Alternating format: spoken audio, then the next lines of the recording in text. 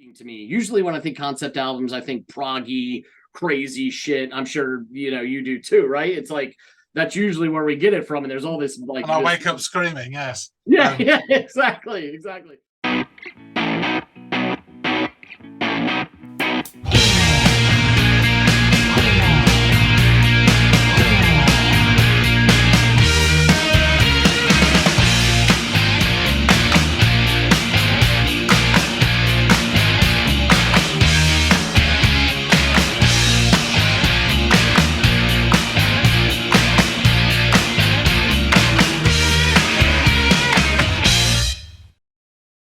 Hey, everybody. Welcome to another episode of the Audiophiles. I called you so many times today, and I guess it's all true what your girlfriends say, that you don't ever want to see me again, and your brother's going to kill me and he's 6'10". More on that later. My name's John. His name's Andy. We listen to music. Andy, what do you got? I have an artist named Steven Sanchez. Are you familiar with that name at all? No, it does. No, not in a musical sense. I don't believe so. It kind of sounds like a everyman sort of name, doesn't it? Yeah. Well, the track by Mr. Sanchez is called Be More. I'm going to have you go off and give that a listen and let me know what you think of it. As he's trying to select his favorite Pink Floyd album. I don't think that's the case. Soundtrack from the film. It's not a bad album. It's not the best. But anyway, sorry. I will go off and listen to Mr. Sanchez. All right.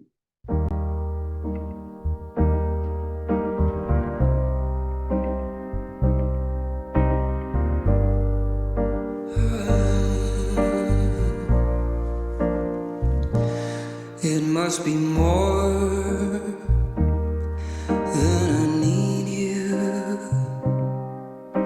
more than I love you. Be more than wishes on stars high above you. If words could just hold you, tell me you feel me, oh, just to know you, tell me you see me. I couldn't have said it, you must have just read it in my eyes, darling, please let it be more.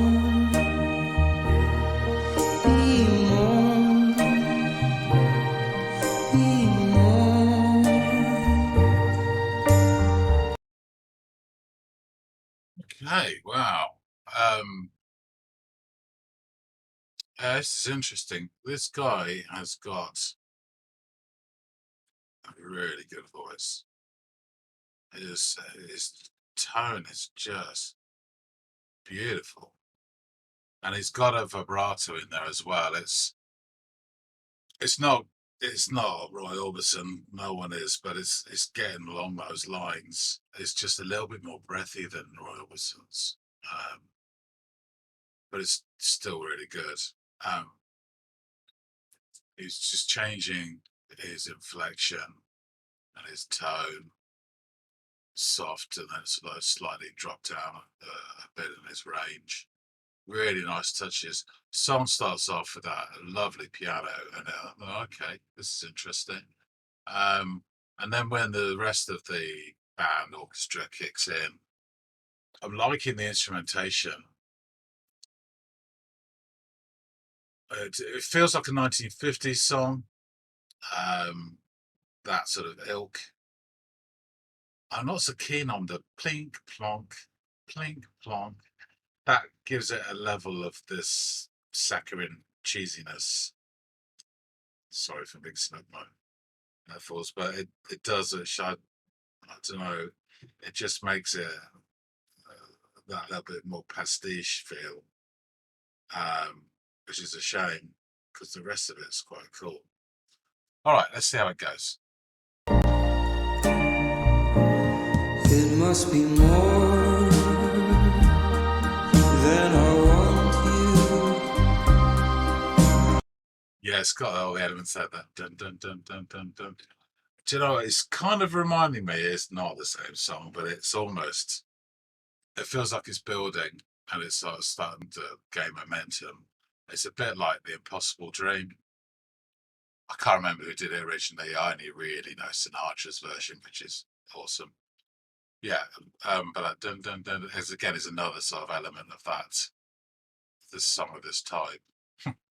More than I caught you, be more than dancing in raindrops, falling to touch you, oh, just to touch you, oh, if words could just hold you, tell me you feel me, oh, just to know. Tell me you see me, yeah, I couldn't have said it. You must have just read it in my eyes.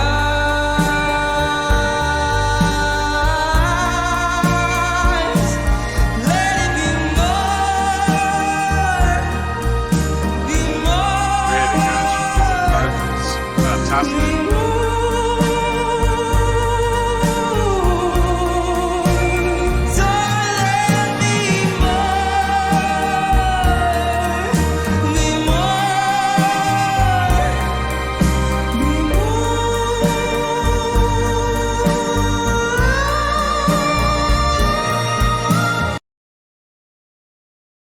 Okay, song's not gripping me, but his vocals really are. So I'm just go back a bit where he sort of kicked in. Sorry, I'm going way back, but he sort of kicked in a bit. And if I was on a certain TV talent show, I'd be slamming my button. My chair would be spinning around at this point.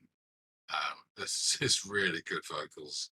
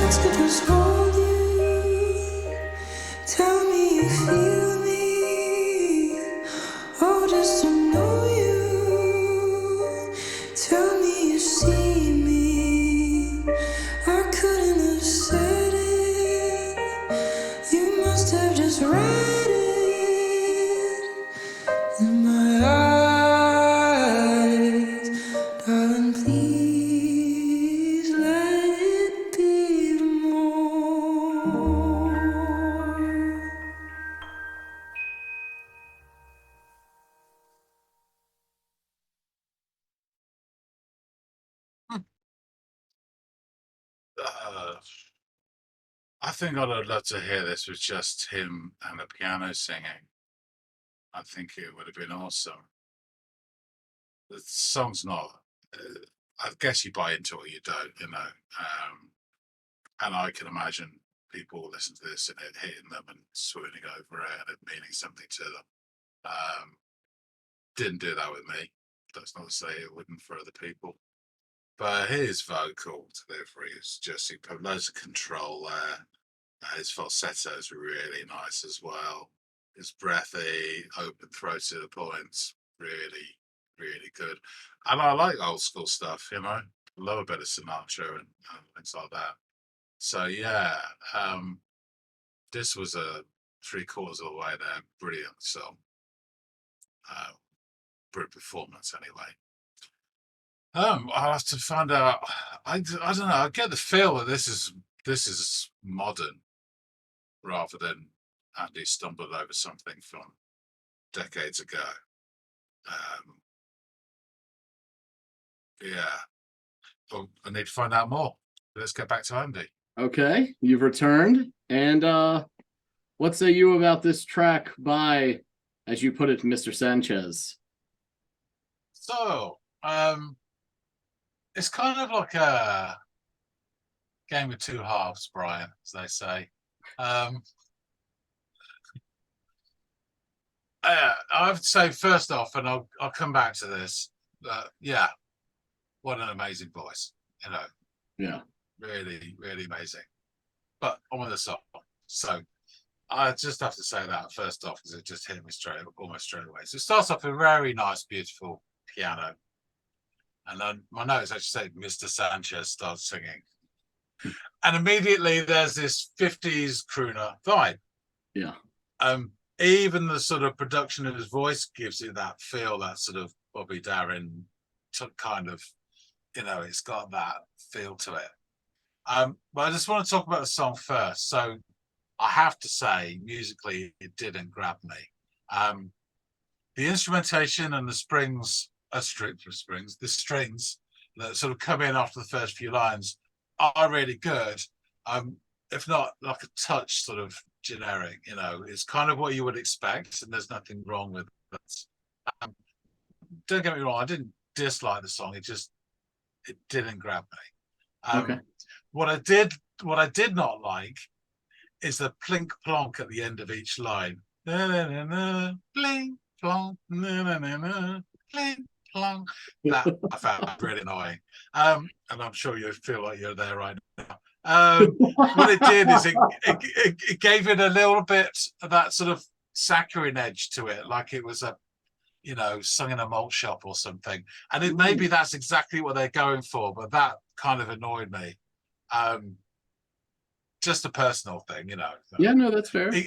But the style could almost have been included in the film Blue Velvet soundtrack. It was that, and a lot of those songs are of that sort of almost innocent malt shop American 50s feel, but with the stark imagery of David Lynch's film, the contrast works so brilliantly. We don't have Mr. Hopper breathing into a mask while he's singing this.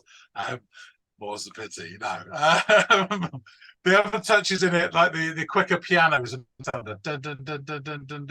know, which again, I actually quite like that touch. And at one point, just before he starts to go full throttle, it feels like it's building, and suddenly it kind of reminded me a little bit of like Sinatra's Impossible Dream, the way that builds, you know, which is no bad thing because that's a great song. So I get the feeling this is contemporary. I could be wrong, but I'm feeling this is recent. You know, it's not 1950s. I could be any time after the early noughties, but yeah. Clearly, this guy, you can feel it in the way he sings. You really do. That he loves this style of music. He's not just playing at it like other people have done, like that idiot Robbie Williams and people like that. You know, he really does love this, and there is definitely a market for this sort of music in a contemporary setting. You know, Bublé's proved that. He's absolutely, you know, mega.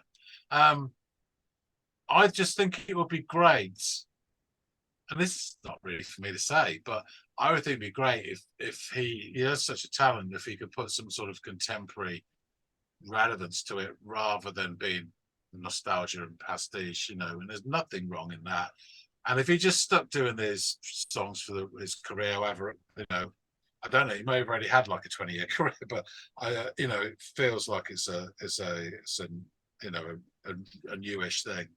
But, you know, he could do this for the next 20, 30 years, do his Paul Anka type style, and he would have a hell of a living and a massive fan base, and everyone would be happy. But I'd be really interested if he tried something else, because he's definitely got the pipes to do stuff. You know, he's not limited. But, you know, you do what you know. I don't know if he's grown up doing this and just loves it, and all power to him. So, just to go on to his vocal performance, because it did blow me away. His vocals were outstanding. Now, I got a sneaky feeling that one of the reasons you may have picked this was because of me opining many, many times about how wonderful Roy Orbison is, and the comparisons are there. He does have this amazing control, Mr. Sanchez, change of tone, which gave us a sense of touch and connection. Now, you get people with strong, massive voices who just belt, and it may be impressive, but you don't get that touch and feel. And that's where really good singers have that, for me, my connection with it, not being musically trained. His vibrato is really good. It's not quite Orbison, but it's really good. Yeah, and his falsetto was exceptional as well. And you can sometimes, with some people, have a great falsetto, but you can hear the join. You know, they crank themselves up and the way they go into it. Whereas his, again, just moved seamlessly, which is, you know, side of it really good. In fact, I did bring the reaction back, sort of when he first does his first sort of open-throated attack, as we call it, when he goes big. It's just before the 2-minute mark, you know, and I really like that because again, it's that sort of contrast, and you know, and it within the context of the song, it meant something the way he suddenly went up, you know, into full mode. But it did vary the intensity within lines as well, not just within passages. So there was like a gentler ending to certain lines as well. So you kind of almost felt as like waves coming over you of his ardent pleas. And then many, many be-mores that were slowly slipping into a quieter phase to the end. So my overall impression was that, you know, I don't know if he wrote this or if he just sung it. Song-wise could be better, but what a talent. It really did seem effortless the way he was singing as well. Again, sometimes, depending on the production, but you can sometimes hear the breathing. Sometimes that's cool, but you know, it just felt like it was just pouring out of him, which is really good. I know, as I say, I probably would have preferred this with just a piano accompanying him, but that's just me. And you know, 1,000 people can line up to tell me I'm wrong, and I wouldn't mind. But overall, brilliant performance. Yeah, to be fair, like I don't have a very long history of listening to this artist. This artist doesn't have a very long history of being on this earth. He's only just over 20 years old. He was born he was born November 3rd of 2002. So here we are feeling very, very old. Don't you just hate him? In my mind, I was picturing some guy. I was picturing someone young, but like about 30, something. Done like 10 years singing in his mum and dad's club or something. You know, that's what I was picturing. But 20, that's sickening. But let's get over the visceral anger of just hearing that a 20-year-old is out here doing these things with that voice. It's incredible to think what the limit is or the potential is for a guy with a voice like this, and what he can do. And maybe some of the things that, like you sort of alluded to wanting him to do, he just might. He only has one album out at this point. And his voice is beautifully catered to this style. There's no question there. But it would be really interesting to see what else he can do with it and where his career kind of goes from here. I didn't pick him because I'm like a diehard fan. I picked this song because I heard it and it made me stop what I was doing and bust out my Shazam and go, whose voice is this? What voice am I hearing right now? And I was like, I have no idea who this person is. And this is back in like April or something like that of this year. So I looked him up and I listened to his stuff and I was wholly intrigued and thought that even if this is all he does, there aren't a lot of people out there that have this market cornered. There's still room for more on this. You mentioned Michael Bublé, who's like has been around for a while now, and so there's new blood would be welcome into the genre, I'm sure. But I also have a haunting suspicion that he will take his voice to other places than just sticking within this crooner genre. And I really hope he does, because like I said, it's not often that when I hear a song, it's just the voice that's enough to capture me and go, holy shit, what am I listening to right now? This was one of those instances. And I really, really enjoyed the song and what he does with his voice in the song. You mentioned the vibrato, which to me is like that, and his falsetto are incredible. The control that he has over it usually takes a lot of trained singer years to master, and it seems to come to him fairly naturally, which is wildly unheard of. And he's got great pitch control. He's just got it all. And I think as from a musical standpoint, the world is kind of his oyster. And I'm looking forward to hearing what he does in the future. But all that out of the way, I'll get into a little bit about himself and like the history, as short as it is. But Stephen Christopher Sanchez is an American singer-songwriter, and he's based in Nashville, but he was born in Northern California, I think around Sacramento. And he released his debut EP, What Was Not Now, in October of 2021.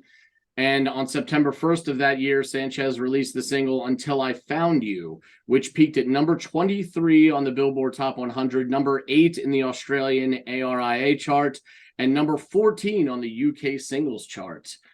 In June of 2020, Sanchez posted a cover of Cage the Elephant's Cigarette Daydreams, which to me screams, okay, this guy listens to more than just crooning music, if this is how he got, like, so maybe he'll dip into some indie stuff and some, maybe we'll see more from him than just this kind of like what you were calling this kind of pastiche sound that he put out on his first album. But yeah, he put that out on our favorite social media platform, TikTok. And he built an audience that steadily streamed his content and attracted 122,000 followers in very little time. And after he shared a snippet of another one of his songs, Lady by the Sea, on the same platform, singer-songwriter Jeremy Zucker offered to produce the official version, which was then released in July 2020. And as a result, Sanchez was signed with Republic Records. So pretty savvy way of this youngster to find a way to put his talent out to the masses, create an audience, create a groundswell, get the attention of the right people, and boom, it's off to the races, right? So it's pretty incredible stuff. Sanchez would go on to appear on The Tonight Show with Jimmy Fallon to promote the song and his headline tour. And Sanchez performed the song Evangeline on the show on April 28th, 2023. Sanchez released his next single titled Only Girl. And on June 25th of 2023, Sanchez appeared on stage with Elton John playing Until I Found You at Glastonbury in 2023. So that's pretty amazing that he can go from releasing TikTok videos in the hopes of attention and in just a couple of years find himself on stage with one of the great icons of music in Elton John. So that's pretty awesome. Sanchez's debut album Angel Face was released on September 22nd of 2023. So it is brand spanking new, one might say. And it's actually a little bit about the album. It's a loose concept album where there's this fictional version that Sanchez has created for himself named The Troubadour Sanchez. And it's he comes to fame in 1958 after performing the song Until I Found You, until he falls in love with a woman named Evangeline, who is the girlfriend of a mob boss named Hunter, and she is killed. So it's all this almost telenovela set in the era of this music sound. So again, that gives me hope that maybe his next album will either be another concept that takes place with where another genre is the predominant, or genre du jour, if you will. And he can kind of play with sounds as he goes through this, or he'll just say, the hell with it, I want to do something contemporary that's wholly me and not in the confines of this thing that I've structured for myself. So I'm really, really intrigued by what the future has in store for the guy. Erica Campbell of NME called the album not only a testament of Sanchez's musicality, but the projected trail of success his talent will no doubt lead him onto, or writing that if undeniable passion is Sanchez's medium of choice, Angel Face is his first great oeuvre. John Murphy of Music OMH, which I think is based out of over there, like in London, if I'm not mistaken. He said, you'd swear you were listening to a vintage soul singer of the 50s. Sanchez's voice is absolutely stunning, and the 13 songs gathered on Angel Face are designed to show it off to its very best advantage. Although the problem with making a record that sounds like it belongs in the 1950s means that all too often it sounds a little bit too pastiche. So one of your critiques was levied perhaps against it in a gentle way. DIY's Bell Martin felt Sanchez's voice is stunning, a far-reaching emotive vibrato evoking Roy Orbison that keeps the often surface-level nature of his lyrics from reaching full saccharine. So they agreed with you on the Roy Orbison. They didn't think it was too saccharine, which you felt it might be.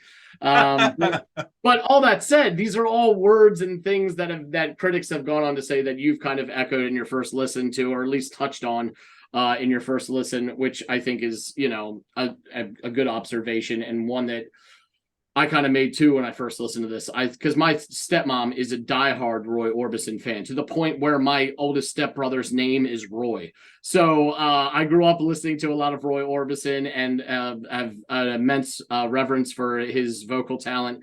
And yeah, he was one of the artists that I was reminded of when I listened to this, even though I wouldn't consider Roy Orbison like a 1950s crooner. You know what I mean? Like, he was sort of he'd kind of put a rock spin on it a little bit. And so anyway, he was maybe perhaps the next iteration of what I think Sanchez was trying to tap into with the overall sound and aesthetic of this album.